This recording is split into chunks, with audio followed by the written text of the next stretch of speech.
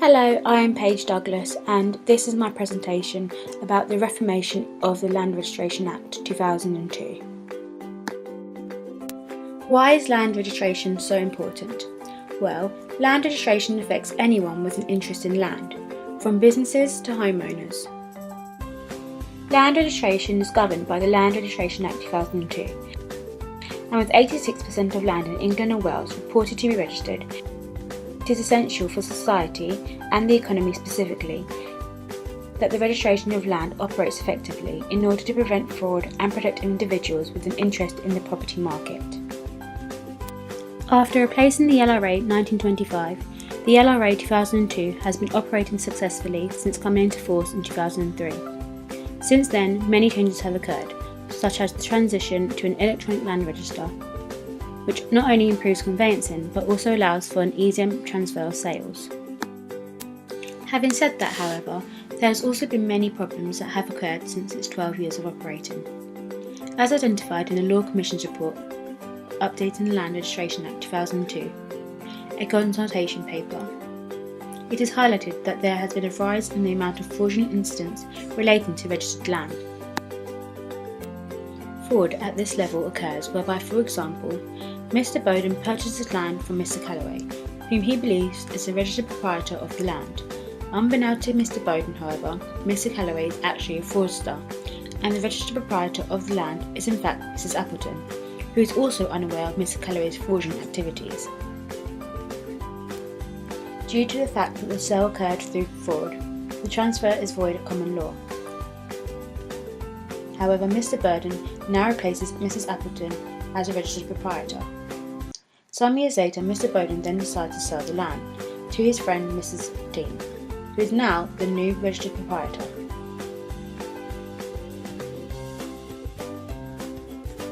Another couple of years pass and Mrs. Appleton finally discovers what has happened.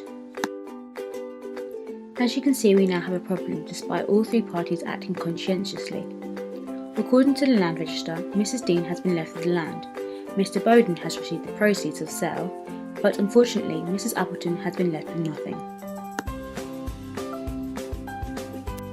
This therefore demonstrates weaknesses in the LRA, such as section 58, which states that the register is conclusive proof of evidence.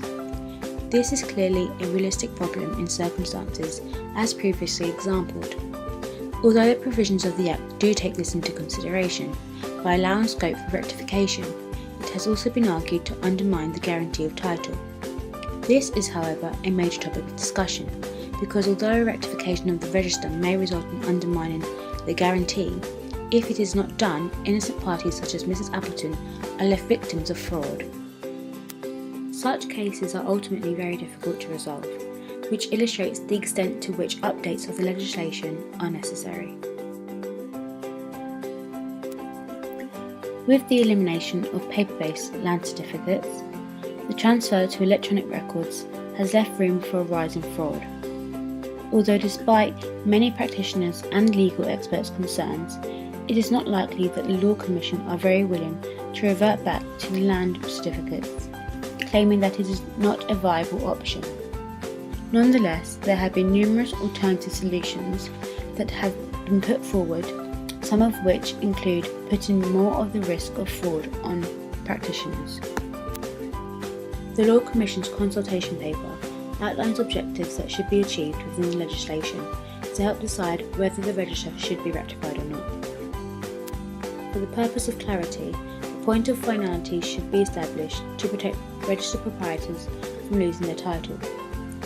The rules must allow for discussion when determining who can be expected to keep the land and who will be expected to claim indemnity. And ultimately, it must be reliable so that individuals who are wronged can claim indemnity. The Law Commission's consultation paper encourages the removal of the goal of simultaneous completion and registration from the LRA 2002. In doing so, it is expected that the freedom may create more effective avenues for electronic conveyancing to develop. Problems with the current legislation. Further issues related to the LRA include that at the time the legislation was being proposed, technology was predicted to develop far beyond that of what it has so far. It is therefore apparent that a more flexible approach to the development of electronic conveyancing is required. Overriding interests. According to Section 29 of the LRA, overriding interests and registered interests hold the capacity to bind any purchaser, future or present, of a registered estate. This is a problem because there does not currently exist a formula to determine the priority between two competing unregistered interests. Let us have a quick recap over some of the points made in this presentation. Who does the Land Registration Act 2002 affect? Well, like we stated before, everybody with an interest in land, for example landowners, conveyancers, businesses and mortgage lenders, are affected by the Land Registration Act.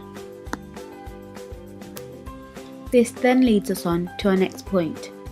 Why is the LRA so important? The LRA 2002 is responsible for essentially ensuring the effective operations of our land administration system. This then allows for the running of an effective property market to exist. With such a large amount of registered titles in England and Wales, where there are uncertainties in the land registration system, leaves scope to also potentially damage the property market. Now let's go over the problems that we highlighted regarding the LRA 2002. Let's start with fraud. Since the replacement of the LRA, it has been reported that fraud related to the registered land has continued to increase. Reasons for this include a lack of security with regards to the new electronic register. Suggested solutions for reform include security with the electronic register to crack down on the different types of identity fraud that have been occurring. Although it has not been discussed about how they would go about implementing such security, all whilst maintaining the efficiency and easiness of the electronic register, one of the sole reasons for transferring from paper-based documents. Another problem related to fraud with registered land is that when it has occurred, it is difficult to resolve within law. Section 58 of the LRA establishes a guarantee of title.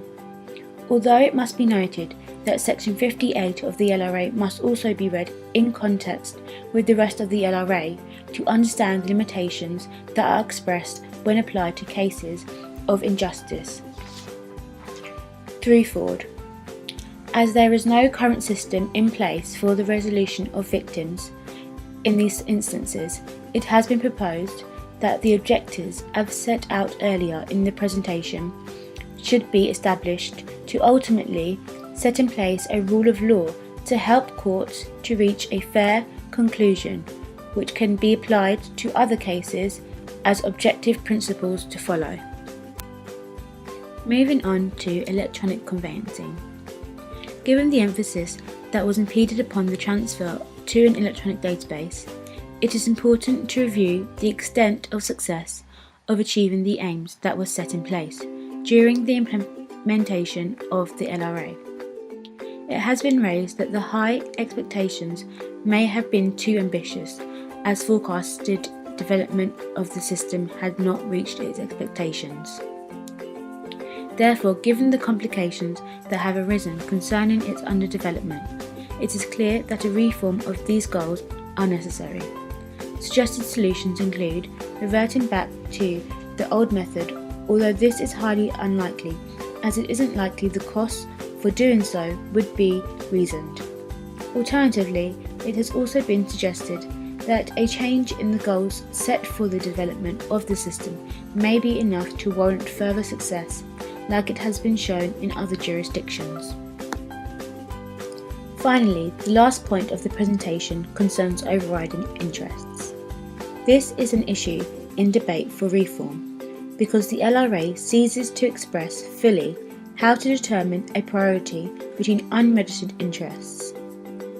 It is also a topic of discussion within law because of principles that a proprietor of the land may be bound by an interest that isn't apparent on the register or bound to an individual who may not even hold the deeds seems rather contradicting to the agenda of electronic conveyancing. As an attempt to resolve this, it has been suggested that some overriding interests should be abolished, as it would be unreasonable or unrealistic to expect them to be registered.